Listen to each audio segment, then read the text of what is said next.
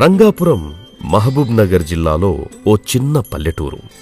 ఈ పల్లెకి నడిబొడ్డున ఉన్న ఇల్లు దొరలది. దొరలు అనగానే గుర్తుకొచ్చేది పెత్తందారితనం.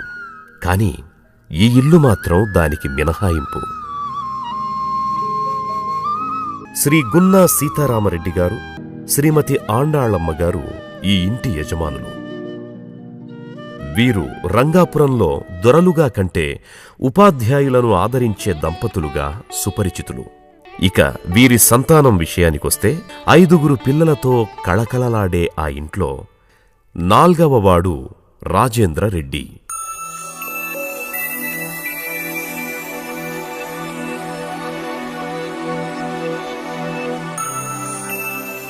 రంగాపురంలో జన్మించిన ఆయన దేవరకొండలో తన మేనత్త మేనమామల దగ్గర పెరిగి పెద్దవాడైనాడు. వాళ్ళ మేనత్త గారు మందటి రత్నమ్మ గారు జూనియర్ కాలేజ్ ఫర్ గర్ల్స్, ఆమె పేరు మీద దేవరకొండలో నిర్మాణం అయ్యి ఉన్నది, జరుగుతున్నది. ఆమె నిరతాంగ దాత ప్రదాత.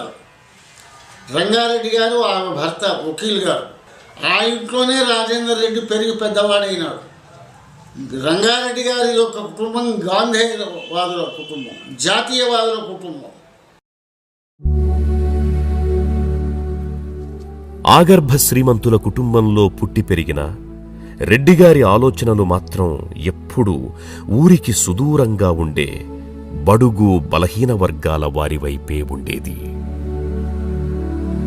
అంటచబిలిటీ బాగా ఉన్నటువంటి ఆ రోజుల్లో రెడ్డి బిడ్డ అయినటువంటి రాజేందర్ రెడ్డి స్వయంగా హరిజనవాడలలోకి వెళ్ళి వాళ్ళ పరిశుభ్రత, ఆ లొకాలిటీస్ యొక్క పారిశుధ్యం, వాళ్ళ విద్య, వాళ్ళ నడవడి ప్రవర్తన, వాటి గురించి హితబోధన చేస్తుండేవారు.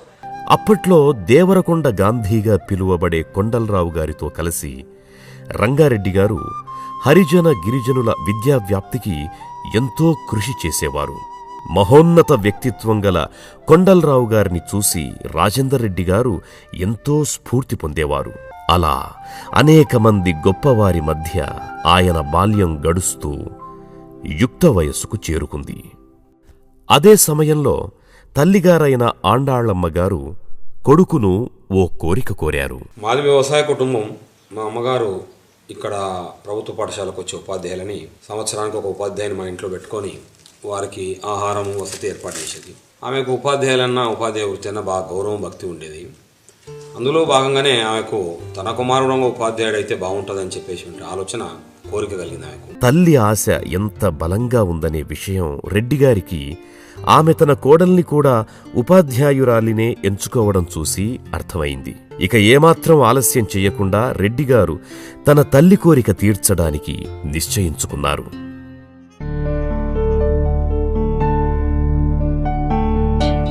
తెలుగు పండిట్ కావడానికి కోచింగ్లో చేరి ప్రవేశ పరీక్ష వ్రాశారు. కాని ఆయన చేసిన ప్రయత్నం ఫలించలేదు. నిరాశ చెందక రెడ్డిగారు మరలా ప్రయత్నించారు. ఇక చిట్ట చివరగా చేసిన ప్రయత్నం కూడా ఆయనకు నిరాశనే మిగిల్చింది.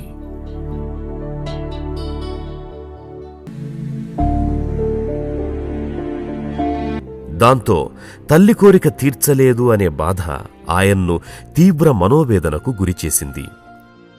ఆ మనోవేదనతో ఆయన ఒంటరిగా తన ఊరి కోనేటి వద్ద స్తబ్దుగా గడుపుతుండగా మదిలో మాత్రం ఒకటే ఆలోచన.